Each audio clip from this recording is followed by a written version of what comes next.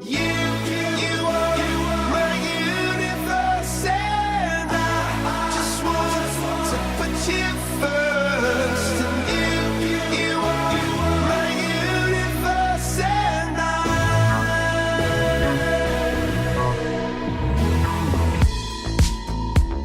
in the night I lie and look up at you.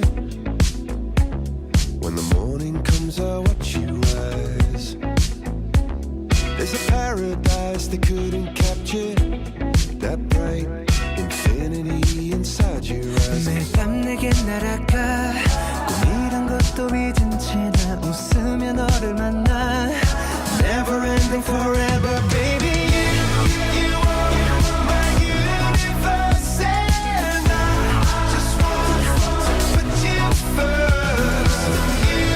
You are my universe, and you make my whole light up inside.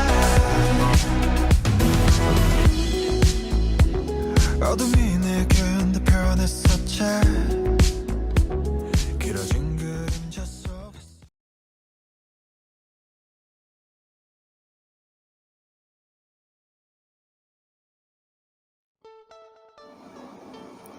Assalamualaikum and hi, my name is Alya Husna Binti Izani.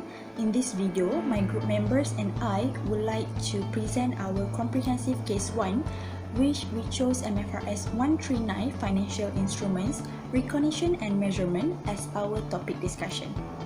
I'm going to be the first presenter and I will be presenting two parts, which are the summary MFRS 139 and also the theories involved in development of MFRS 139. For the first part, I'm going to briefly explain about how the entity should recognize and measure their financial instruments according to the accounting standard MFRS 139. First of all, what is the meaning of financial instruments? Financial instruments refer to any contracts that give rise to a financial asset of one particular entity and a financial liability or equity instruments of another entity. The financial instruments which financial asset and financial liabilities should be recognized in the statement of financial position when and only when the entity becomes a party to the contractual provision of the instruments. Basically, MFRS 139 recognizes four categories of financial instruments, which are fair value through profit or loss, held to maturity investment, loan and receivable, and the last one, available for sale financial asset. And each category has its own characteristic. Next, as you can see from the slide, there is a table containing the categories, measurement, and also the impairment rule of financial instruments. At first, financial instruments, either financial asset or financial liabilities, are measured at fair value.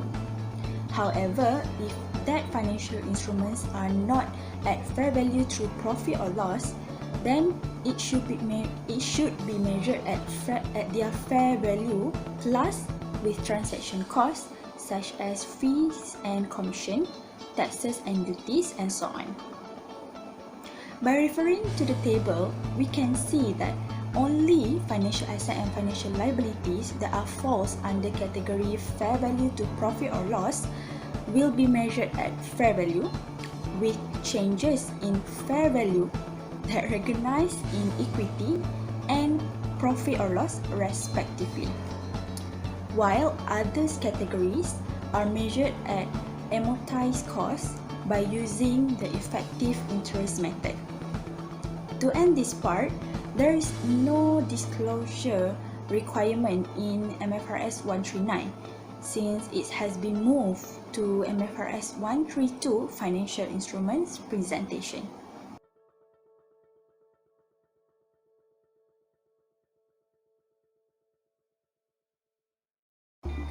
Moving on to the next part, which the theories that involve in development or formulation of MFRS 139.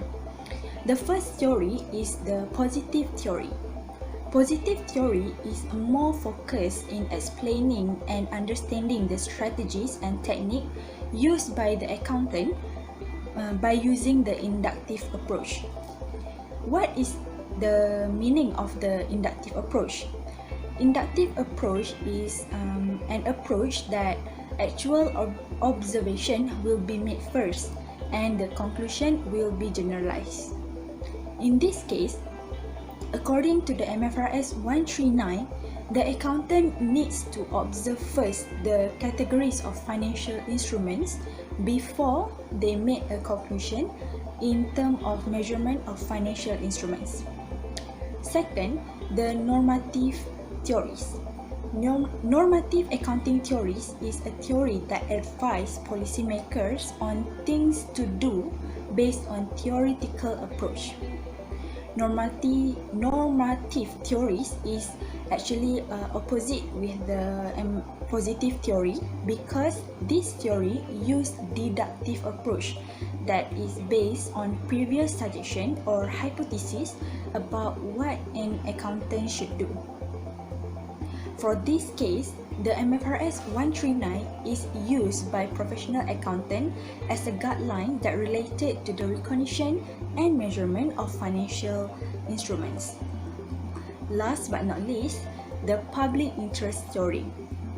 Public interest theory is a set of rules that benefit society as a whole rather than personal interest.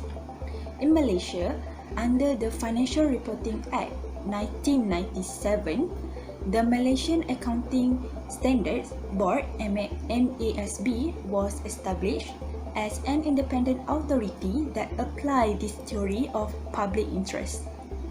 MASB established MFRS 139, which provide benefit in terms of guidelines and procedure in the process of recording financial instruments efficiently, while it also benefits society as a whole. That's all from me. I will pass to the next presenter. Thank you. Before I start my presentation, let me introduce myself first. My name is Nurdini Sofia Binti Saeman and my matric number is 273176. Next, we will go to the further details on the parties that involved in the development and formulation of MFRS 139, Financial Instrument Recognition and Measurement. In this slide, we will look to the main three parties that involved in the development and formulation of MFRS 139. The first one is Malaysian Accounting Standards Board, MASB. Next, Working Groups, WG, and as well as Interpretation Committee, IC. The journey towards convergence with IAS 39 requires them to be involved to come up with applicable standards. They are responsible in countering the formulation of MFRS 139, Financial Instruments, the recognition and measurement. This was issued in November in 2011. That are MASB and its working groups, representative of FRF members, as well as Interpretation Committee. Those professional bodies working on the issuance, implementations, as well as interpretation of the standards. Okay, the first party is MASB. But before that, we must know that Malaysian Institute of Accountants (MIA) takes over the responsibility for the performance and quality of the country's accounting standards for the period between 1997 until 1999, after the establishment of Malaysian Accounting Standard Boards. Apart from that, Financial Reporting Foundation, under the Financial Reporting Act 1997, is responsible to monitor the performance of MASB and other financial reporting bodies. On the other hand, MASB plays an important role as a standard setter to develop the accounting standards which are required to be followed in the preparation of financial statements. MASB also has the authority to provide guidelines and detailed preparation to interpretation on how to apply the approved accounting standards for the various interest groups. In order to develop MFRS 139 standards, the representative of the Issues Committee from Bank Negara Malaysia have conducted the surveys by looking at the implementation of the standards. As a result, the new accounting standards bring the major changes in 4 areas, whereas the first is classification and measurement of the financial assets. Second one is accounting for changes in own credit risk in financial liabilities. The third one is impairment, and the last one is hedge accounting. Apart from that, must be assigned numerous working groups which also members of the boards to work together with extensive project review, taking account for any practical implications, regulatory or statutory reporting if any. The working group shall include a project manager and representative from professional bodies with accounting profession as well as regulatory authorities. Their responsibility is to prepare the discussion paper which will be reviewed by the MASB and the FRF before the exposure draft is published. The working group is also responsible to preparing a report based on the feedback reviewed after the exposure draft has been made available to the general public for commencement. Last but not least, we come up with the last parties that involved in the development of MFRS 139, which is Interpretation Committee IC. They also participate with IASB to facilitate the application of IFRS standards. They may also provide opinions, which will consider whether or not the standard setting should be recommended to address the issue raised in the submission. Agenda decision, which include explanatory material, will be published upon the reporting. Decision was made regarding the MFRS 139. IFRS have issued the standards regarding SMS options in the recognition and measurement of the financial instruments. The Interpretation Committee also, even though has not undertaken any specific implementation, the support activities relating to the standards, but still play a crucial part in the setting the standards. They take part in the reviewing since the discussion paper stage and again when the exposure draft is issued. This is done by considering numbers of relevant issues that have been submitted by the stakeholders or published in the agenda decision, explaining the reason and information to help those applying the standards. This is to make sure that the language used and matter being discussed can be interpreted in collective manner so that the standards can be implemented accordingly and satisfy the requirement of the financial reporting. Assalamualaikum and a very good day. I am Fitri bin Musa, and now I will present about the basis used to verify MFRS 139 financial instrument recognition and measurement. So basically, there are three bases used to verify an accounting theory. There are dogmatic basis, self-evident basis, and scientific basis. So in this part, we will see how MFRS 139 is verified based on the theory verification criteria. The first basis used to verify MFRS 139 is dogmatic basis. Dogmatic basis related to the process of acceptance and belief what have been read and said by others because they are made by an authority which has expertise in certain areas, meaning that we accept the statement made by people who has the authority. So how does dogmatic basis is used to verify MFRS 139? We can see it from the adoption of MFRS 139 from IAS 39. This proved that Malaysian Accounting Standard Board MASB accept and adapt with the standard made by IASB and International Accounting Standard Board in order to make the country's financial reporting standard same level as the International Financial Reporting Standard. This is to make sure that Malaysian-based companies who adhere with MFRS can position themselves in the global market environment. The second base is self-evident basis. So self-evident basis is the reasonableness of a statement based on our general knowledge, experience, and observation. As we know, MFRS 139 covers the recognition and measurement of financial instruments, which refer to both financial assets and liabilities. According to IAS 39 initial recognition, an entity must recognize a financial asset or liability on its financial statement only when it becomes a party to the instrument's contractual condition. So the initial recognition of financial instrument as stated in the standard can be the example of self-evident basis, as it is based on our general knowledge of recognizing the financial statement item. And the last basis used to verify MFRS 139 is scientific basis. So basically, scientific basis will go through testing, research, experimentation, and so on with the support of empirical evidence. So, for example, the classification and treatment of financial instrument as stated in MFRS 139 can be the example of scientific basis, since it requires empirical evidence which is obtained from testing and research. So initially, MFRS 139 classifies financial assets into 4 categories, which are fair value through profit or loss, loan and receivable, held to maturity, and available for sale. So this classification is made based on research and testing whether the standard is suitable for companies and the current economic condition.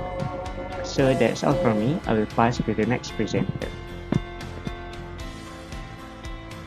Hello and good day. My name is Zulhusni bin Shokri and my matric number is 273755. I would like to walk you guys on the nature of MFRS 139 Financial Instruments Recognition and Measurement, where the context of this part is whether the MFRS 139 is rules-based or principle-based accounting standard. Let's get started. Now, generally in setting the accounting standard, there are 2 approaches that is used, which are the rules-based or principle-based. Rules-based accounting standards can be said as a standard setting process that involves very particular details to meet as many potential uncertainties as possible. Rules-based standards cover every foreseeable contingency that is relevant to the subject of the standards and prescribe the correct treatment for each contingency. This standard can be relatively lengthy and providing clear guidelines on how to account for specific elements of different transactions and events. Now, for principle-based accounting standards, however, it implies that the standards are set based on the conceptual framework that provide a wide basis for accountants to adhere to instead of a list of rules. It tends to be a less detailed and more concise. General principles should be followed rather than detailed rules for transactions and events. Now, allow me to explain to you guys the example to differ between these two, which is on the intangible assets. So let's take the example based on the intangible asset. So mostly a rules-based accounting standard stated that some intangible assets should be amortized over 20 years. However, for principle-based accounting standards, it requires that the intangible assets should be amortized to the extent that the economic value of the asset deadline since the beginning of the accounting period. So we can see the difference between the rules-based accounting standard and the principle-based accounting standard for intangible assets. That is just an example. Alright, so Accounting Standard Board, the Malaysian Accounting Standard Board (MASB), issued MFRS 139 Financial Instruments Recognition and Measurement in November 2011 and applicable starting on 1 January 2012. Now, for your information, this MFRS 139 is equivalent to IAS 39 Financial Instrument Recognition and Measurement as issued by International Accounting Standards Board (IASB).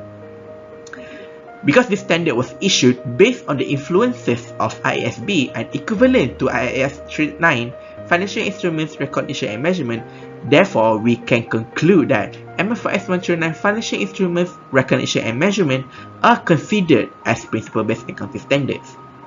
This is because as MFRS 139 Financial Instruments Recognition and Measurement are issued along with the IAS 39 Financial Instruments Recognition and Measurement, any amendment made to IAS 39 will affect MFRS 139.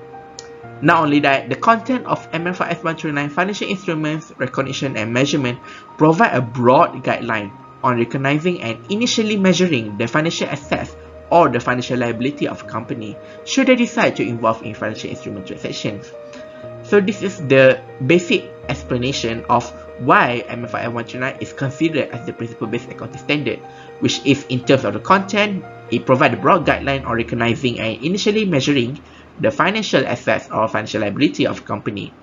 Now, later, it is also equivalent to IAS 39 that is issued by International Accounting Standard Board IASB.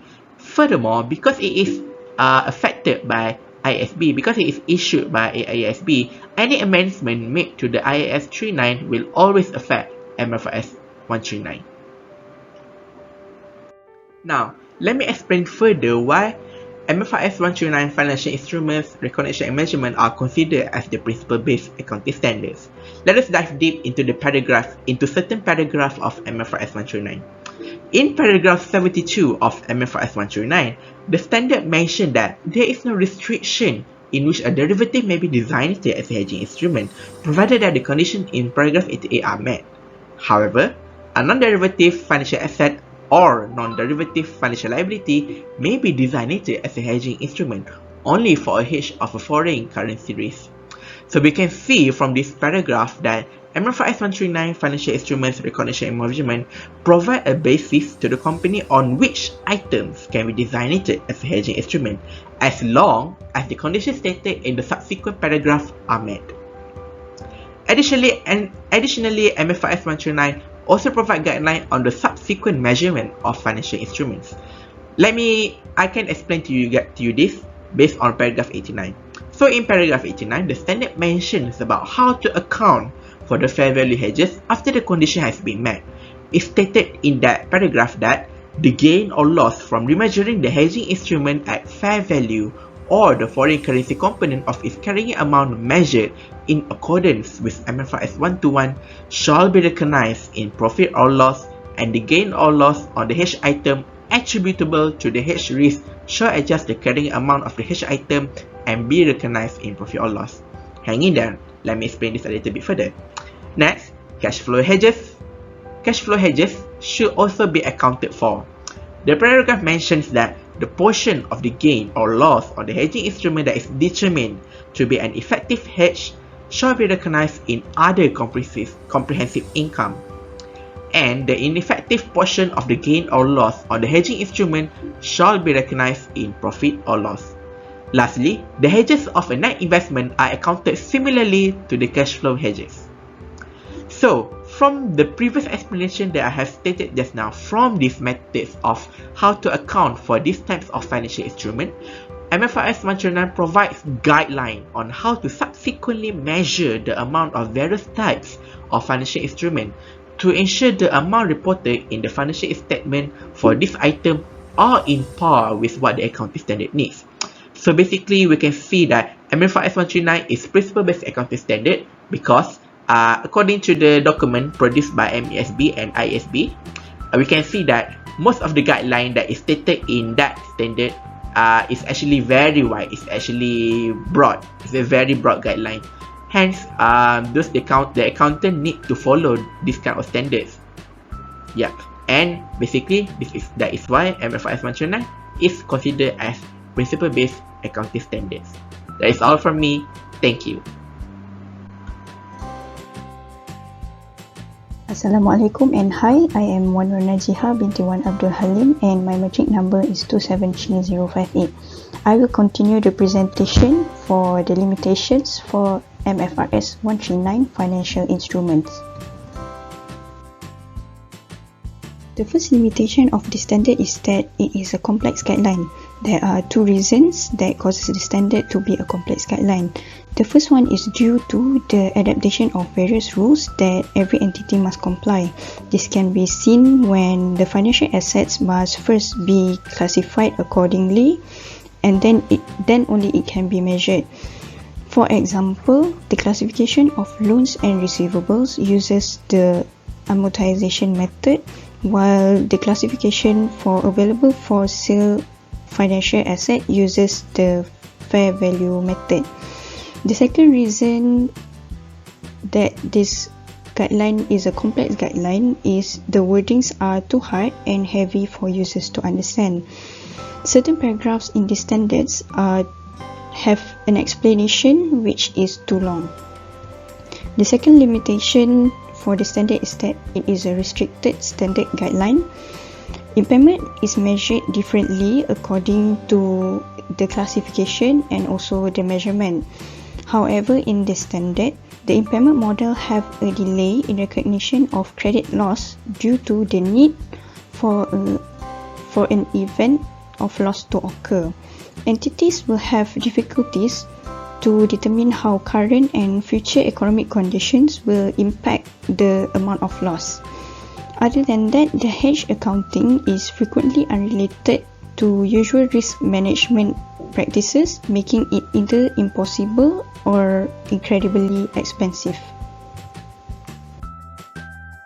This is an example of a paragraph in the standard which is too long. It is an extract from MFRS 139 paragraph 80, and it consists of 23 lines that explains the qualifying items for hedge accounting. Moving on to the last part of this presentation is the suggestion to improve the limitations of MFRS 139 financial instruments. The first suggestion is to revise the standard. Related parties who develop the standard should revise the standard and apply a single classification approach. Instead of classifying the financial asset as held to maturity or available for sale, make the measurement, which are the amortization and fair value method, as the classification. This will help entities to reduce the time taken to prepare their financial statements. The second suggestion from us is to collaborate with other countries. We all know that the International Accounting Standard, or IAS, is used as reference for every country to develop their own accounting standard. However, some treatment for certain items might be different for each country. Therefore, the Malaysian Accounting Standard Board, or MASB, might want to collaborate with other countries to discuss on how each financial instruments are treated in their country. With this initiative, the existing standard in this country can be improved. That's all from us. Thank you for watching and listening.